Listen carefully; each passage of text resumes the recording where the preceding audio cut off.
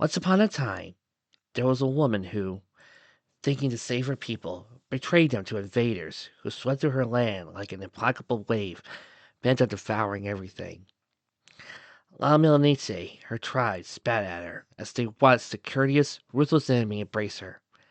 Marina, they called her, his slave girl from the sea, his tongue and ears among the natives.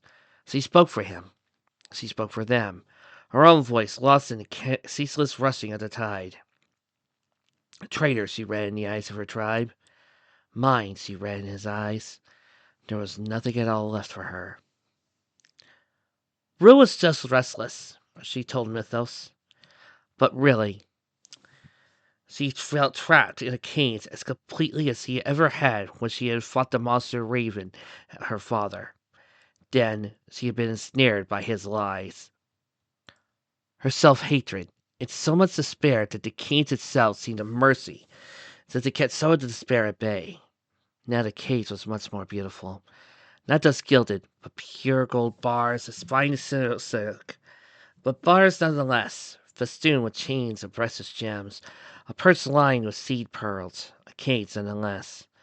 She loved Mythos, but human girls cannot live entirely of fairy tales, even if they found themselves as fairy tale princes. She could not bring herself to consider what precisely made up the bars of her cage. Love, Mythos, or the fairy tale. She loved him. Was that not enough? He loved her. Was that not enough? But life was not fair, even in fairy tales, especially in fairy tales. Rue found that the fairy tale existence was a strange, colorless thing. At first it had fascinated her, how all the colors around her glowed so brightly, so perfectly, as if nothing but light existed in the world. But with each passing day, were there days? Time seemed such an odd thing, never moving, always moving here. The novelty worn off. Fine gowns and balls and roses and swans and beauties without end. But there were no bonfire dances, no school uniforms, no ducks. And worse still, in his waking hours, Mythos was part of that colorless beauty. Was she herself the only imperfect thing here? Hers the only heart that hungered for more? Was the question itself a proof of her imperfection? And so she buried it all, and her doubts far away where Mythos could not see them for fear he would leave her entirely. She could already feel him growing distant, out of her reach in his perfection. She could feel him sometimes, waking in the night and drawing into himself, leaving a cold space between them as if he did not wish for her to follow. Behind her, the ball continued as it would have had she participated, had she been absent. Had any other woman in this fairy tale gown, all ivory-colored fairy lace, stood in her place, the prince drifted among his courtiers, returning to her side from time to time, but never seeming to actually see her. And she moved from the arms of one well-dressed count to another's, until freeing herself with some equally polite and meaningless excuse. She could not bear to watch what they called dance any more. Found herself gazing at her own reflection, trapped in the four-length windows of the ballroom. Behind her, the dancers continued to move in their carefully crafted circles, not one sinew straining against their measured, desultory movements. Each night she dreamt the ballet, of a jet so impossible it was like a flight. She had tasted so much sorrow all at once she had thought that, now being free of the raven, she embraced nothing but joy until the end of her days. How wrong had she been? Because even in this perfect fairy tale world, she discovered to her surprise, she herself was the same as always. They showed only surfaces here. True, they were glittering, enchanting surfaces, but it made her feel even more out of place. She could be gracious and charming in her own right, but her haughtiness, her pride, were as much a part of her as her elegance.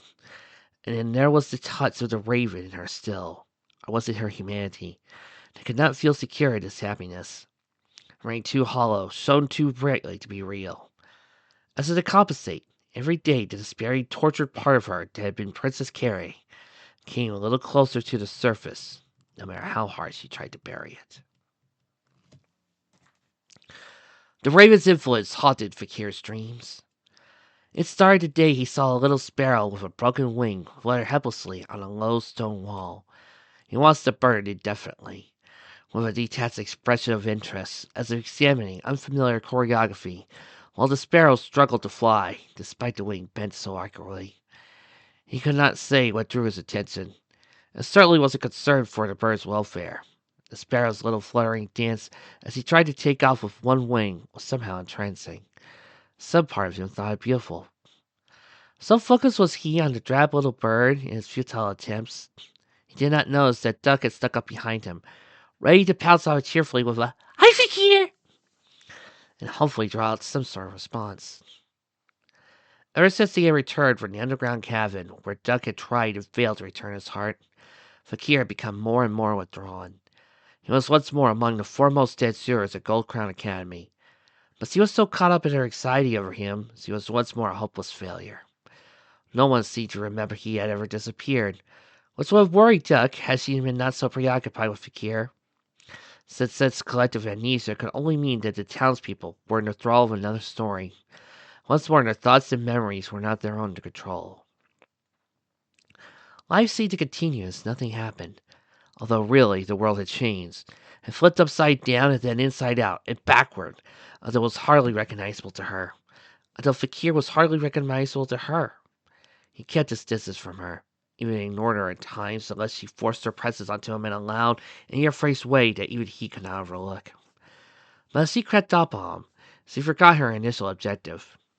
He watched so intensely that she herself became interested, wanting to know what had caught his attention so completely. But his body blocked her view, and just as she reached for him to ask him what he was looking at, he turned abruptly and brushed past her, and a dreadful expression on his face. "Fakir, wait!" Her shoulders slipped a little when he did not turn, but instead of following him as she intended, some impulse made her turn back to find what he had gazed at so intently. And so she paused and saw the bird, little black eyes that were usually so bright, dimming with resignation. It cheeped pitifully, no longer even attempting to move its good wing any more. "Oh, you poor dear," she whispered softly, looking down at the sparrow. And Fakir had just walked away, as if the bird did not matter, as the despairing cry for help did not matter.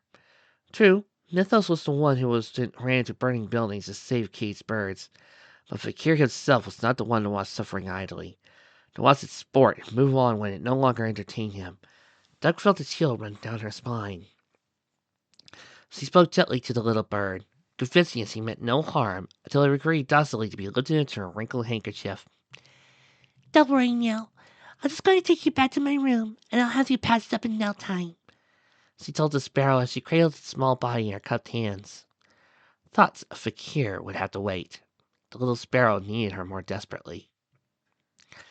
Back in her dormitory, Duck did her best to split up the wings on some light twigs, trying to keep up a soothing chatter to distract her patient. "It's gonna be all right. The wing will heal straight, and you'll be flying again right as rain." She felt more than as she saw a prickly jacket stone she wore flare with a warm, reassuring light as she cared for the bird. The light soothed her as much as it seemed to soothe the sparrow in her hands. "Remember, help yourself to the food and water you get hungry. You need to keep your strength up," she added, setting down a plate of seed and a shallow dish of water on her desk. The sparrow cheeped at her sleepily in reply, and Duck closed the door on her way out as quietly as possible. She made her way out, not wanting to startle the already injured and nervous bird any further. Her thoughts returned to Fakir once more. Duck felt uncertain of her memories at times, unable to quite trust him. After the slow fading and instantaneous return, she worried that sometimes she might still be missing something important. Perhaps she was misremembering how things were. And yet, even despite these doubts, she was certain that once upon a time, Fakir would have been the one to take the sparrow home and care for it, with a gentleness that would have given the lie to his harsh words. The raven's influence haunted Fakir's dreams. Duck did not know this, but she felt it. Not anything as concrete as words or thoughts, but the ache in her heart, and the sorrow of her bones. Fakir was drowning, before her eyes, in darkness. Each day, the jagged stone around her neck seemed to somehow become more and more beautiful. Mythos felt a shadow in his heart.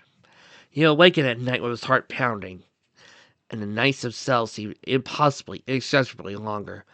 as if the shadows in his heart were darkening the entire realm. He thought he felt the raven, more than just in his memories, but surely that was impossible. And if anyone would know, it was him. The raven was vanquished, his heart intact and beating. Raven's blood mingled with his own. Surely he would know. He thought anxiously, and did not see his princess drifting further and further away from him.